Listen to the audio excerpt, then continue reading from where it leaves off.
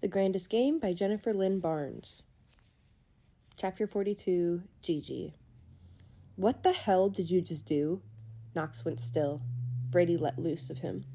Gigi took a deep breath. I pushed the black button. Black, Brady repeated, not red. Emergency, not hint. Everything okay? A voice, Avery, sounded from what had to be a hidden speaker. Okay. Knox's hands were bleeding profusely. Brady had taken at least one vicious blow to the jaw. They'd both broken the rules of the game, but no one had to know that. Since Avery was awaiting a response, Gigi improvised. Bathroom! Brady's forehead nodded. Knox shot Gigi a pissed-off, incredulous, "Are you insane?" look to Gigi was completely immune. Knox really has to go to the bathroom, Gigi announced. Total urinating emergency, very small bladder.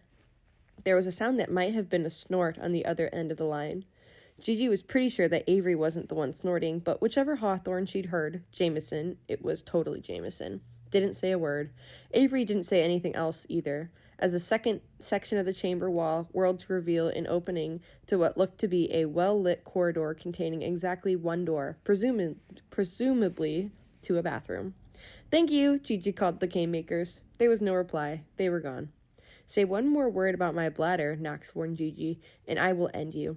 I love you too, Gigi replied sweetly, and he stalked off down the hall. She called after him, You're welcome. As soon as the bathroom door slammed shut, Gigi turned to Brady. Will he be okay? The bathroom probably isn't all that big either. He's fine with bathrooms. Brady leaned back against the wall of the chamber and closed his eyes, just for a moment. He'll be fine until the next time he's not. Gigi didn't push for any more than that. I'm sorry about your mom, she said softly. Not your fault. Nothing you can do about it. A ball of emotion rose in Gigi's throat. Not my fault. Nothing I can do about it. How many times in the past year and a half had she said variations of those two sentences to herself? It wasn't Gigi's fault that her father was dead, or that he died trying to kill Avery Grams. It wasn't her fault that she knew and Savannah didn't, or that a lifetime of being protected by her twin meant that she had to protect her sister just this once. None of it was Gigi's fault, and there was nothing she could do about any of it, except keep the secret and pull off the occasional glorious act of stealthy, interpersonal philanthropy. But no matter what Gigi did, it was never enough. There's always something, Gigi told Brady. She believed that. She had to. Brady, if I win the grandest game, I swear I'll make sure your mom is taken care of. Even if I lose, I have a trust fund. My access is limited, and it might require some creative quote-unquote embezzling on my part, but you need to be careful with Knox. That was Brady shutting her down and issuing a warning, all in one go.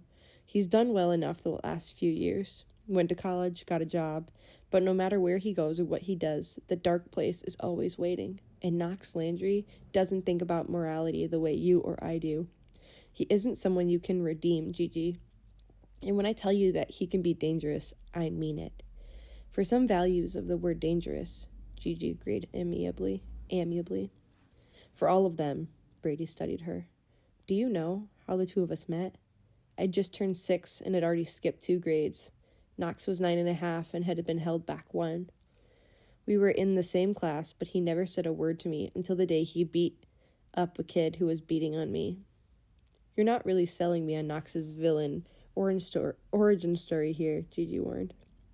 The bully was 12, huge for his age, pretty much a playground psychopath.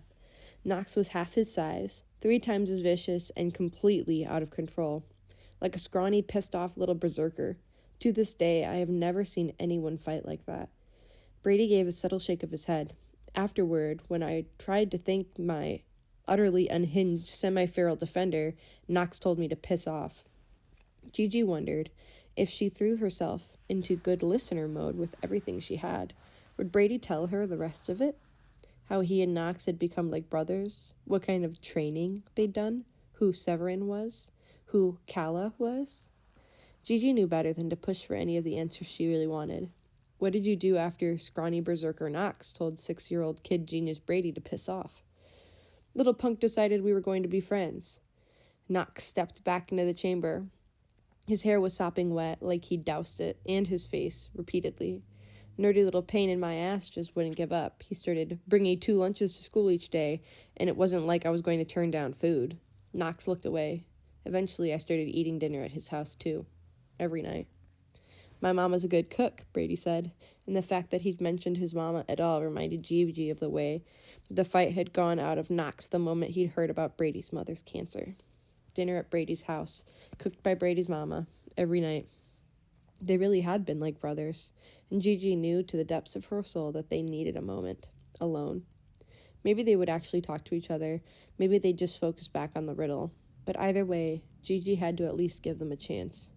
Decision made, she jackrabbited through the opening of the chamber wall.